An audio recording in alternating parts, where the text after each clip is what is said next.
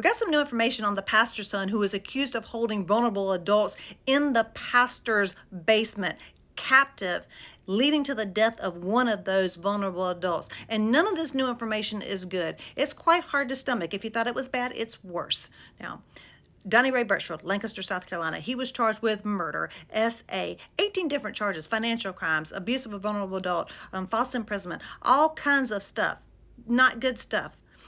It came out of this woman dying in the basement. He called police and said that she was unconscious and they needed help. He told them that she died of stomach cancer. Well, the autopsy revealed that she didn't have a terminal illness. She died of asphyxiation, and his DNA is under her fingernails. Now, first things first, I know you think that this pastor had to have known what was going on in his basement, but there's been no evidence of that, and police haven't charged them with anything. Believe me, if the police thought that this pastor knew what was going on, he would be charged as well. So this woman who died weighed 65 pounds at the time of her death. Her husband, who was also there, both of them intellectually disabled, he weighed 81 pounds. So that's the first piece of horror. These people were fed one meal a day, sometimes consisting of a can of food or a slice of pizza. That's what they ate for the entire day. Here's your second horrifying fact. This autopsy also showed that this poor woman had been SA'd by a foreign object in both places. The couple was also forced to live in a camping tent in a non-working bathroom, and they had buckets and bottles all around them that they had been using as toilets, not emptied.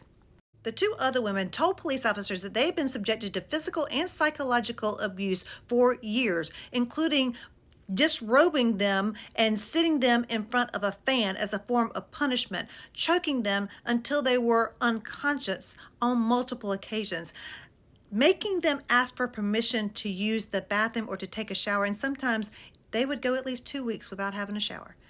That's what this guy is accused of doing to these poor, intellectually disabled adults. But here's the thing, Donnie Ray Birchfield may actually have a decent defense. His attorney said that there was DNA on the deceased woman's neck that did not match Donnie Ray Birchfield, that ruled him out. And also, there were no locks on the doors. According to the defense attorneys, there were no locks on the doors. And they took multiple trips to Florida, and these people could have left anytime they wanted. That's what he says. I'm anxious to see a full trial on this case. But my guess is these financial crimes, at least, are not going away.